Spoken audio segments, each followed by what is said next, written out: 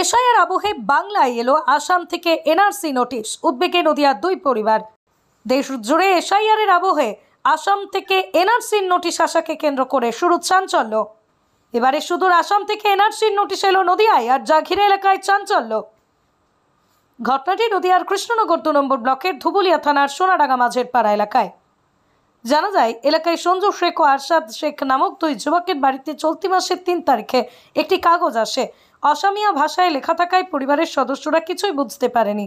পরবর্তী সময়ে কাগজটি নিয়ে এলাকার জনপ্রতিনিধিদের দেখালে তারা জানায় এটি আসাম থেকে এনআরসি নোটিশ।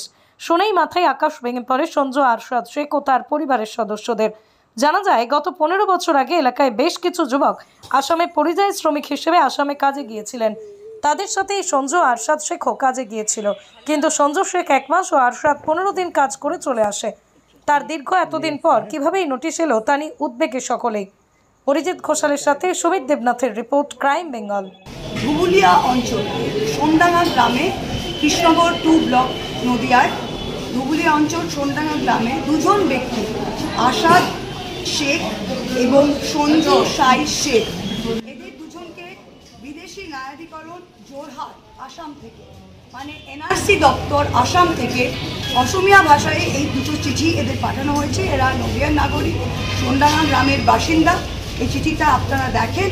এই চিঠিতে লেখা আছে যে আপনাদের নথিপত্র দিয়ে প্রমাণ করুন যে 25শে মার্চ কাট অফ ডেট, 25শে মার্চ 1971-এর আগে আপনার কী কী যোগসূত্রের ডকুমেন্টস আছে সেটা না আপনার রেডি থাকুন, আর আপনাদেরকে আসাম পুলিশ এসে সেটাকে দেখতে চায়।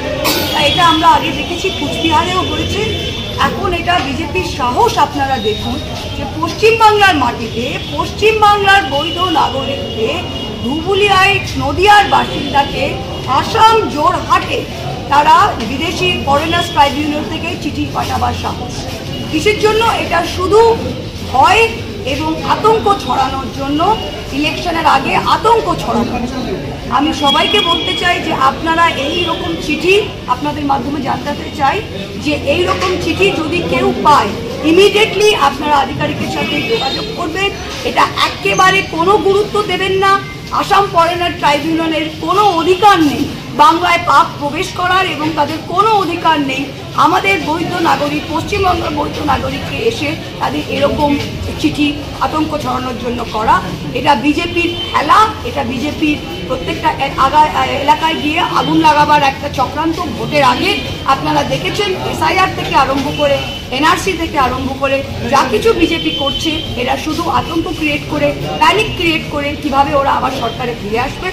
বাংলায় এখন আজকে বিজয়া দশমীর সম্মেলন হচ্ছে। এটা মা দুর্গা যখন মহিষাসুরকে বধ করলেন তখন দেবালয়ে আনন্দ উৎসব যেরকম হতো, আমাদেরও ব্লকে ব্লকে হচ্ছে। মমতা ব্যানার্জি বিজেপির অশুভ শক্তিকে এতদিন ঢুকতে দেয়নি বাংলায়, আর 26-এও তারা কিন্তু 1 ইঞ্চি জমি পাবে না। তাই আপনাদের দেখিয়ে দিচ্ছি এই চিঠি তারা অবৈধভাবে কীভাবে পাঠাচ্ছে। কোনো বাংলার নাগরিককে এইভাবে চিঠি পাঠাবার কোনো অধিকার নেই। আগামী দিন যদি কেউ এরা যদি সাহস করে বাংলায় আসতে, এরকম চিঠি পাঠিয়ে বাকি তাদের যা জবাব দেওয়ার আমরা কিন্তু দেব। মানে আমি কাজে গিয়েছিলাম, কাজ থেকে আমাকে যারা নোটিশ এসছে আমাকে ফোন করলো, কী আবার তোমার আসাম থেকে নোটিশ এসছে। আমি বলছি আসাম নোটিশ এসছে, দিয়ে বাড়ি বলে বাড়ি আসছি। আমি বাড়ালাম, বাড়ি দিয়ে গেলাম নোটিশটা দেখে উনি যখন দেখে অনেক ভাবলো যে কী ব্যাপার, তুই কি অনেক কিছু করেছি? না, আমি কাজে গিয়েছি, কাজ করে যেমন মানুষ বাড়ি এসেছি। আমি মিনিমাম ধরো 15 থেকে 16 দিন ছিলাম। 16 দিন ছিলাম, দিয়ে বাড়িতে যারা মেম্বার আছে তার দেখেছিলাম। বলে ঠিক আছে, এটা কঠিন জিনিস না। হ্যাঁ, প্রায় লোকে বলেছি, মানে আমরা যারা যেমন চেন, আমরা যারা কাজ করি, বড় অফিসার বলে এটা তো কোর্টকে তো অবহেলা করা যায় না, এটা কোর্টের আইনের মাল, মানে আসাম কোর্ট থেকে এসছে আইন।